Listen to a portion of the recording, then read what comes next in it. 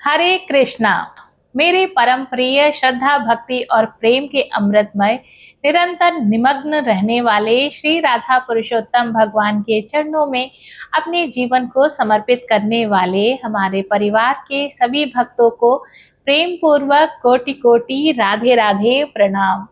महर्षि वाल्मीकि बोले, हे राजन दृढ़धनवा, अब मैं तुम्हें पुरुषोत्तम मास के एक ऐसे अद्भुत प्रसंग का वर्णन सुनाऊंगा जो यह सिद्ध करता है कि भगवान के समीप पहुंचने के लिए केवल ज्ञान पर्याप्त नहीं होता, बल्कि ज्ञान के साथ विनम्रता, प्रेम, दया और समर्पण भी आवश्यक है।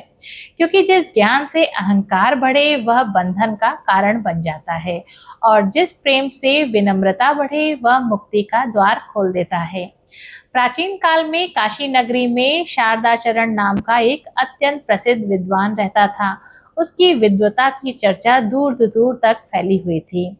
राजाओं के दरबार में उसका सम्मान होता था। बड़े बड़े पंडित उससे शास्त्रार्थ करने से डरते थे और नगर के लोग उसे चलता फिरता शास्त्र मानते थे। उसने वेदों का अध्ययन किया था, उपनिषदों का मंथन किया था, पुराणों का कंठस्थ कर रखा था और अनेक भाषाओं का ज्ञाता था। परंतु हे राजन, कभी कभी ज्ञान के साथ एक सूक्ष्म विष भी उत्पन्न हो जाता है, जिसका नाम है अहंकार। धीरे धीरे शारदाचरण के हृदय में यह भावना घर करने लगी कि संसार में उससे अधिक ज्ञानी कोई नहीं है। जब कोई साधारण भक्त मंदिर में रोते हुए भगवान का नाम लेता तो वह उसे अज्ञानी समझकर मुस्कुरा देता। जब कोई वृद्ध स्त्री तुलसी को जल चढ़ाकर प्रार्थना करती तो वह सोचता कि ये लोग भक्ति का वास्तविक अर्थ नहीं जानते। उसके मुख पर सदैव ज्ञान की बातें रहती थी, परंतु हृदय में विनम्रता का अभाव होने लगा था। उसी काशी में गोपाल नाम का एक अत्यंत साधारण ग्वाला भी रहता था। वह पढ़ना लिखना नहीं जानता था, उसे संस्कृत का एक श्लोक तक नहीं आता था। वह प्रातःकाल अपनी गायों को लेकर निकल जाता और दिन भर उनकी सेवा करता और संध्या के समय गंगा तट पर बैठकर भगवान का नाम जपता। लोग उससे पूछते, गोपाल, तुम्हें भगवान के बारे में क्या पता है? तो वह मुस्कुरा कर कहता, मुझे कुछ नहीं पता, बस इतना जानता हूँ कि भगवान मेरे हैं और मैं भगवान का हूँ। उसकी यह सरल बात सुनकर कुछ लोग हंसते, कुछ उसे मूर्ख समझते, परंतु उसके हृदय में जो प्रेम था उसे केवल भगवान जानते थे। समय बीतता गया। एक वर्ष पुरुषोत्तम मास का आगमन हुआ। पूरी काशी नगरी में उत्सव जैसा वातावरण बन गया था। मंदिरों में भजन होने लगे, घाटों पर दीपदान होने लगा, संतों के प्रवचन होने लगे और श्रद्धालु व्रत, दान तथा जप में लग गए। शारदाचरण प्रतिदिन विशाल सभाएं करता और पुरुषोत्तम मास की महिमा पर विद्वतापूर्ण भाषण देता। हजारों लोग उसे सुनने आते। दूसरी ओर गोपाल अपनी पुरानी दिनचर्या में ही लगा रहा। वह प्रातःकाल गंगा स्नान करता, तुलसी को प्रणाम करता, भगवान के चरणों में एक पुष्प रखता और दिन भर हरि नाम गुनगुनाता रहता। एक दिन शारदाचरण ने उसे मंदिर के एक कोने में बैठा देखा। गोपाल की आंखों से आंसू बह रहे थे और वह अत्यंत भाव से भगवान का नाम ले रहा था। शारदाचरण उसके पास गया और बोला, तुम रो क्यों रहे हो? गोपाल बोला, भगवान की याद आ गई। शारदाचरण हंस पड़ा। तुम्हें भगवान की याद आ गई? क्या तुमने वेद पढ़े हैं? क्या तुमने उपनिषद समझे हैं? क्या तुम शास्त्रों का अर्थ जानते हो? गोपाल ने सिर झुका लिया और बोला, नहीं महाराज, मैं तो कुछ भी नहीं जानता। यह सुनकर शारदाचरण ने कहा, फिर तुम भगवान को कैसे जान सकते हो? गोपाल अत्यंत विनम्र स्वर में उत्तर दिया, जैसे एक बच्चा अपनी माँ को बिना शास्त्र पढ़े पहचान लेता है, वैसे ही मैं अपने प्रभु को पहचानता हूँ। यह सुनकर वहां उपस्थित लोग चुप हो गए। शारदाचरण के पास उस समय कोई उत्तर नहीं था, परंतु उसके भीतर का अहंकार उसे सत्य स्वीकार करने नहीं दे रहा था। उसी वर्ष पुरुषोत्तम मास के मध्य में एक विचित्र घटना घटी।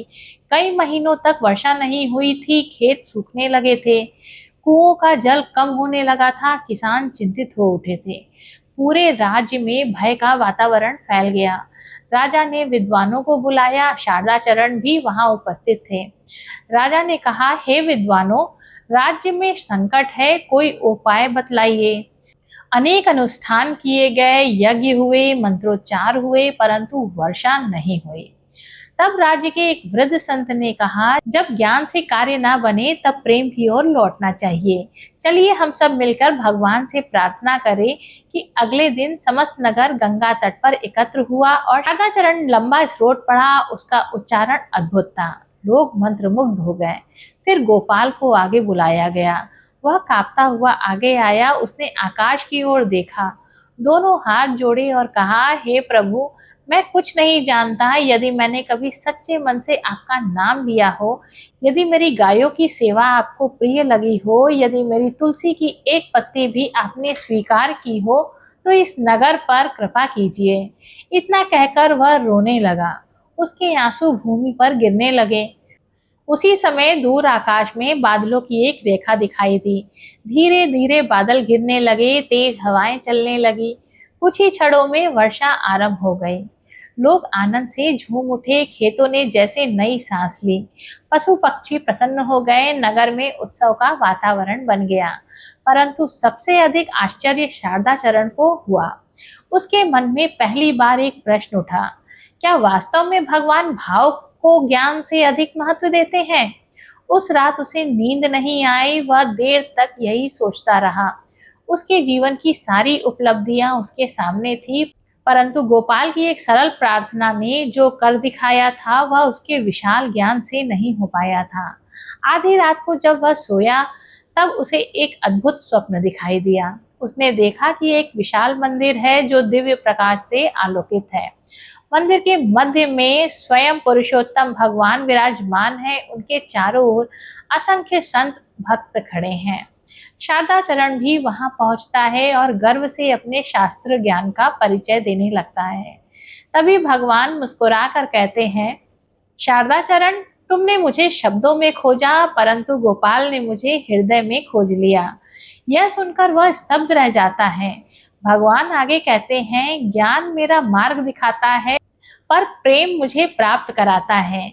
ज्ञान दीपक है, परंतु प्रेम उसकी लौ है। दीपक बिना लौ के केवल पात्र रह जाता है। इतना सुनते ही शारदाचरण की आंख खुल गई। उसका शरीर पसीने से भीगा हुआ था। उसके हृदय में पहली बार अहंकार की दीवारें दरकने लगी थी। महर्षि वाल्मीकि बोले, हे राजन दर्दनवा, उस दिव्य स्वप्न के बाद शारदाचरण के भीतर एक ऐसा तूफान उठ खड़ा हुआ, जैसा उसने अपने पूरे जीवन में कभी अनुभव नहीं किया था। जिस ज्ञान पर उसे गर्व था, वही ज्ञान अब उसके सामने प्रश्न बनकर खड़ा था। जिस अहंकार को वह अपनी प्रतिष्ठा समझता था, वही अब उसके हृदय को भीतर ही भीतर जलाने लगा था। प्रातःकाल होते ही वह अपने विशाल भवन से बाहर निकला। पहली बार उसने काशी की गलियों को उस दृष्टि से देखा, जिस दृष्टि से एक साधारण मनुष्य संसार को देखता है।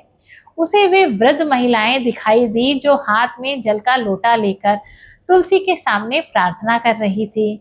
उसे वे निर्धन मजदूर दिखाई दिए जो दिन भर के परिश्रम पर निकलने से पहले मंदिर में सिर झुका रहे थे। उसे वे छोटे छोटे बालक दिखाई दिए जो भोलेपन से राधे राधे कहते खेल रहे थे। वर्षों तक उसने इन्हें अज्ञानियों का भीड़ समझा था, परंतु आज उसके भीतर कोई कह रहा था कि शायद यही लोग उस सत्य के अधिक निकट है, जिसे वह केवल पुस्तकों में खोजता रहा। उसी दिन उसने निश्चय किया कि वह गोपाल से मिलेगा। जब वह गोपाल के छोटे से घर पहुंचा, तो उसने देखा कि गोपाल अपनी गायों को चारा खिला रहा है। उसके चेहरे पर वही सहज मुस्कान थी। शारदाचरण कुछ क्षण तक उसे देखता रहा, फिर धीरे धीरे उसके समीप जाकर बोला, गोपाल, क्या मैं तुमसे कुछ पूछ सकता हूँ? गोपाल ने तुरंत हाथ जोड़ लिए और कहा, महाराज, आप जैसे विद्वान मुझसे क्या पूछेंगे? शारदाचरण की आंखें झुक गई। वह बोला, यही तो मैं समझ नहीं पाया कि मैं इतना जानता हूँ, फिर भी मेरे भीतर शांति नहीं है। तुम कुछ नहीं जानते, फिर भी तुम्हारे चेहरे पर ऐसा संतोष क्यों है? गोपाल हल्के से मुस्कुराया। उसने एक बछड़े के सिर पर हाथ फेरते हुए कहा, महाराज, मैं सचमुच कुछ नहीं जानता। मैं बस इतना करता हूँ कि सुबह आँख खुलते ही भगवान को प्रणाम करता हूँ और रात को सोने से पहले उन्हें धन्यवाद देता हूँ। बाकी दिन में जो कुछ होता है उसे उनकी इच्छा मानकर स्वीकार कर लेता हूँ। यह सुनकर शारदाचरण चुप हो गया। उसके पास उत्तर नहीं था। उसने जीवन भर भगवान के विषय में बोला था, परंतु भगवान पर भरोसा करना नहीं सीखा था। कुछ दिनों बाद पुरुषोत्तम मास का अंतिम पक्ष आरंभ हुआ। इसी समय काशी में एक और विचित्र घटना घटी। नगर के बाहर रहने वाले एक वृद्ध संत, जिनका नाम अच्युत दास था, अचानक बीमार पड़ गए। वे अत्यंत सम्मानित महात्मा थे। राजा से लेकर सामान्य नागरिक तक सभी उनका आदर करते थे। जब उनकी बीमारी का समाचार फैला तो नगर के लोग उनके दर्शन के लिए आने लगे। शारदाचरण भी पहुंचा। उसने सोचा कि वह संत के लिए वेदों के मंत्र पढ़ेगा और उन्हें आध्यात्मिक सांत्वना देगा। परंतु जब वहां पहुंचा तो उसने देखा कि संत अच्युत दास किसी विद्वान को नहीं बल्कि गोपाल को अपने पास बैठाए हुए थे। गोपाल उनके चरण दबा रहा था और संत के चेहरे पर अद्भुत शांति थी। शारदाचरण को आश्चर्य हुआ। उसने संत से पूछा, गुरुदेव, इतने बड़े बड़े पंडित उपस्थित हैं, फिर भी आपने इस अनपढ़ ग्वाले को अपने पास क्यों रखा है? संत मुस्कुराए। उन्होंने कहा, शारदाचरण, मृत्यु के समय मनुष्य को शब्दों की नहीं, प्रेम की आवश्यकता होती है। शास्त्र मुझे मार्ग बता सकते हैं, परंतु ये बालक अपने सरल हृदय से मुझे भगवान की उपस्थिति का अनुभव करा रहा है। संत के शब्द शारदाचरण के हृदय में तीर की तरह उतर गए। उसी रात्रि अच्युत दास ने शरीर त्याग दिया, परंतु उनके चेहरे पर ऐसी दिव्य मुस्कान थी कि देखने वाले विस्मित रह गए। गोपाल देर रात तक उनके चरणों में बैठा हरि नाम गाता रहा। वहां उपस्थित अनेक लोगों ने अनुभव किया कि वातावरण में एक अनोखी शांति फैल गई। हे राजन, संत अच्युत दास के देह त्याग के कुछ दिनों बाद पुरुषोत्तम मास की पूर्णिमा आने वाली थी। काशी में विशाल उत्सव की तैयारी हो रही थी। नगर के सबसे बड़े मंदिर में अखंड हरि नाम संकीर्तन का आयोजन रखा गया। राजा स्वयं उसमें सम्मिलित होने वाले थे। शारदाचरण को मुख्य वक्ता बनाया गया। हजारों लोग एकत्र हुए। सबको प्रतीक्षा थी कि महान विद्वान आज कौन सा अद्भुत प्रवचन देंगे। जब शारदाचरण मंच पर पहुंचा तो कुछ क्षण तक वो मौन खड़ा रहा। लोगों ने सोचा कि शायद वह किसी गूढ़ विषय पर बोलने वाले हैं, परंतु अचानक उसकी आंखों से आंसू बहने लगे। उसने कहा, भाइयों और बहनों, आज मैं शास्त्रों का भाषण देने नहीं आया हूँ। आज मैं अपनी भूल स्वीकार करने आया हूँ। मैंने जीवन भर ज्ञान का अभिमान किया। मैंने उन लोगों को छोटा समझा जो केवल प्रेम से भगवान का नाम लेते थे, परंतु इस पुरुषोत्तम मास ने मुझे सिखाया है कि भगवान को प्रभावित करने वाले शब्द नहीं, भाव हैं। मैंने वेद पढ़े हैं, पर गोपाल ने भगवान को पढ़ लिया। मैंने शास्त्र समझे हैं, पर उसने समर्पण समझ लिया। मैंने तर्क सीखे हैं, पर उसने विश्वास सीख लिया। यह सुनकर पूरा सभागार स्तब्ध रह गया। फिर शारदाचरण मंच से उतरकर सीधे गोपाल के पास गया और सबके सामने उसके चरणों में झुक गया। गोपाल घबरा गया। उसने तुरंत उसे उठाया, परंतु उस दिन काशी के लोगों ने एक ऐसा दृश्य देखा जिसे वे जीवन भर नहीं भूले। एक महान विद्वान अपने अहंकार को त्याग कर एक साधारण भक्त के सामने विनम्र हो गया था।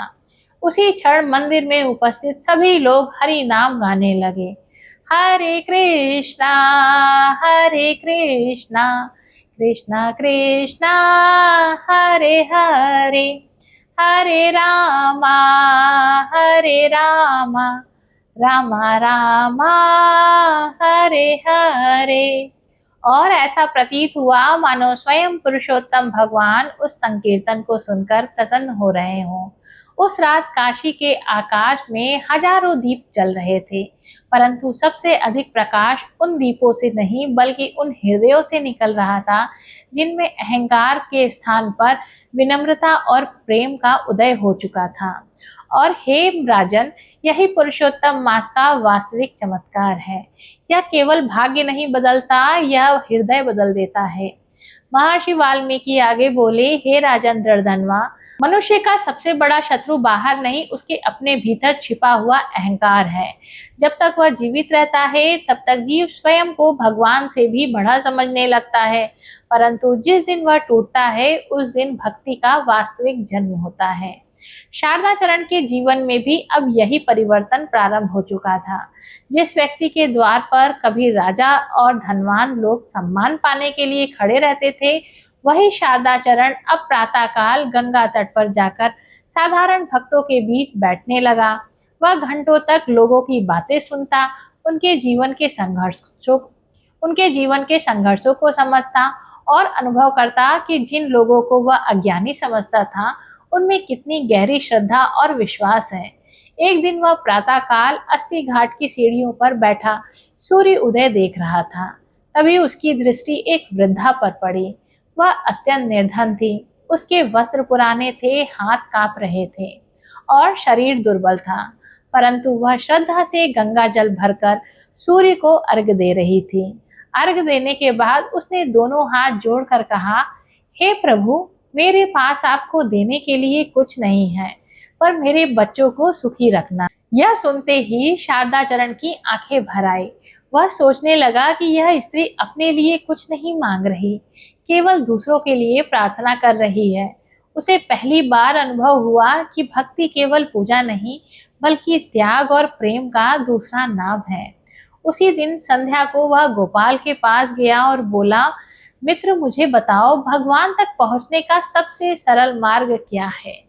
गोपाल ने हंसते हुए कहा, महाराज, मैं मार्ग नहीं जानता, पर इतना जानता हूँ कि भगवान तक वही जल्दी पहुंचता है जो अपने मन का बोझ उनके चरणों में रख देता है। शारदाचरण ने पूछा, और मन का सबसे बड़ा बोझ क्या है? गोपाल ने बोला, मैं और मेरा। जब तक मनुष्य मैं को पकड़े रहता है तब तक वह भगवान को नहीं पकड़ सकता। यह साधारण सा उत्तर शारदाचरण के हृदय में गूंजता रहा। उसी समय पुरुषोत्तम मास के अंतिम दिनों का आरंभ हुआ। काशी में एक विशाल दीपदान महोत्सव आयोजित किया गया। हजारों दीप गंगा के तट पर सजाए गए। नगर के सभी लोग उत्साह से भाग ले रहे थे। राजा ने घोषणा की कि जो सबसे सुंदर दीपमाला सजाएगा उसे विशेष सम्मान दिया जाएगा। अनेक धनी लोगों ने स्वर्ण और रजत के दीप बनवाए, भव्य सजावट की। शारदाचरण भी वहां उपस्थित था, परंतु उसकी दृष्टि अचानक एक छोटी सी नाव पर पड़ी जो गंगा किनारे खड़ी थी। उस नाव में एक बालक बैठा था। उसके पास केवल एक मिट्टी का दीपक था।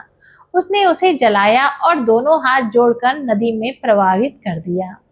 शारदाचरण ने पूछा, बेटा, तुमने केवल एक दीप क्यों जलाया है? बालक ने मुस्कुराकर उत्तर दिया, मेरे पास एक ही दीप था। मैंने सोचा यदि इसे प्रेम से भगवान को दे दूं तो शायद उन्हें अच्छा लगे। यह सुनकर शारदाचरण को लगा मानो भगवान फिर से उसे शिक्षा दे रहे हैं। उस रात जब हजारों दीप गंगा में तैर रहे थे तो उसे बार बार वही छोटा सा दीप दिखाई दे रहा था। उसके भीतर कोई कह रहा था कि भगवान को दीपों की संख्या नहीं, भाव की ज्योति प्रिय है। हे राजन, उसी रात्रि एक और अद्भुत घटना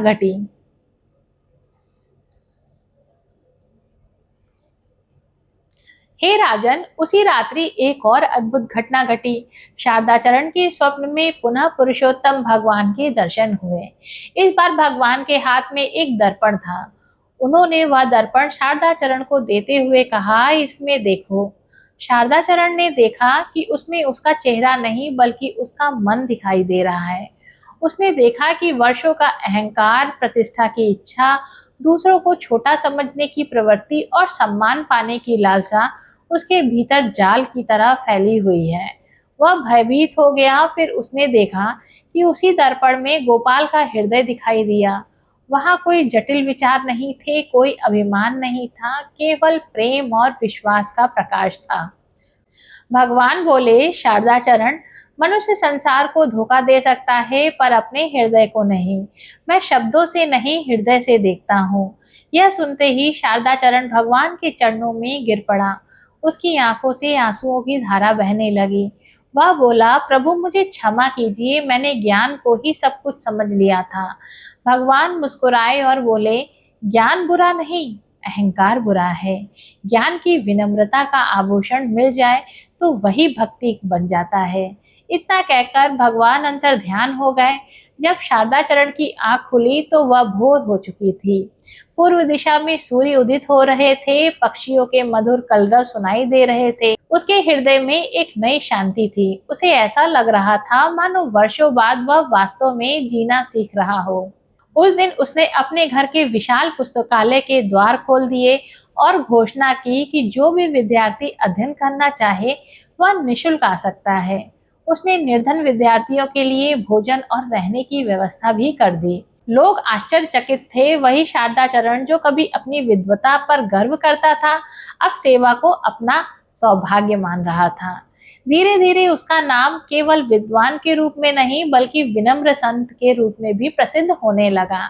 और हे राजन, यही पुरुषोत्तम मास का प्रभाव है। यह केवल पापों को नहीं जलाता बल्कि मनुष्य के भीतर छिपे हुए अभिमान को भी भस्म कर देता है और उसके स्थान पर प्रेम, करुणा और समर्पण का ऐसा दिव्य वृक्ष उगा देता है जिसकी छाया में असंख्य जीवों को शांति प्राप्त होती है। इसी कारण संत जन कहते हैं कि पुरुषोत्तम मास केवल कैलेंडर का एक अतिरिक्त मास नहीं बल्कि आत्मा के जागरण का दिव्य अवसर है, जिसमें भगवान स्वयं जीव के हृदय के द्वार पर आकर दस्तक देते हैं और कहते हैं, हे मेरे प्रिय, संसार में बहुत भटक चुके, अब लौट आओ। और जो जीव उस पुकार को सुन लेता है उसका जीवन सदा सदा के लिए धन्य हो जाता है। मेरे परम प्रिय, श्रद्धामयी और भक्ति रस में सदैव डूबे रहने वाले मेरे परिवार के सभी दिव्य सदस्यों, आज के इस पावन अध्याय में हमने जाना कि भगवान के द्वार पहुंच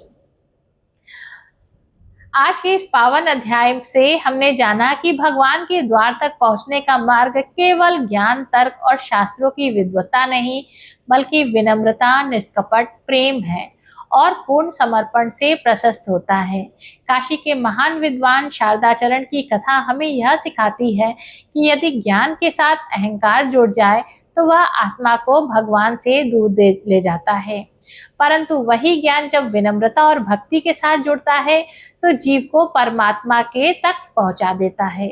दूसरी ओर सरल हृदय वाले गोपाल ने हमें यह संदेश दिया कि भगवान को प्रभावित करने के लिए बड़े बड़े शब्दों, कठिन अनुष्ठानों या बाहरी प्रदर्शन की आवश्यकता नहीं होती। एक सच्चा आंसू, एक निष्कपट प्रार्थना और प्रेम से लिया गया हरि नाम ही भगवान के हृदय को स्पर्श कर लेता है।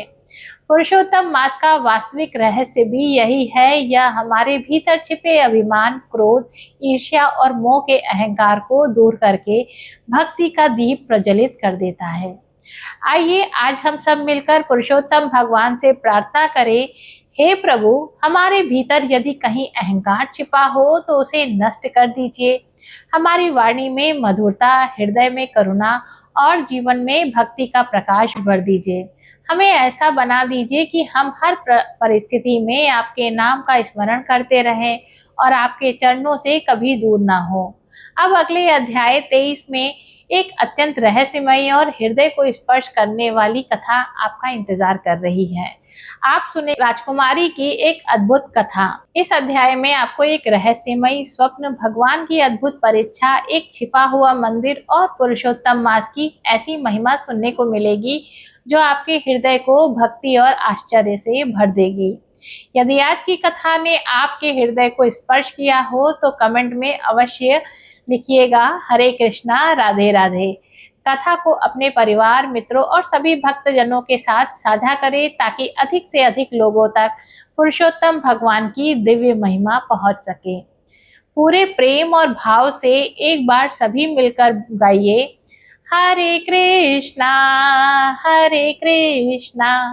कृष्णा कृष्णा हरे हरे, हरे रामा रामा रामा हरे हरे। इसी मंगलमय हरि नाम के साथ आज के इस अध्याय को यहीं विराम देते हैं। अगले दिव्य अध्याय में फिर मिलेंगे। तब तक के लिए खुशबू की ओर से आप सभी को प्रेम भरा, भावपूर्ण और कोटि कोटि राधे राधे प्रणाम। हरे कृष्णा।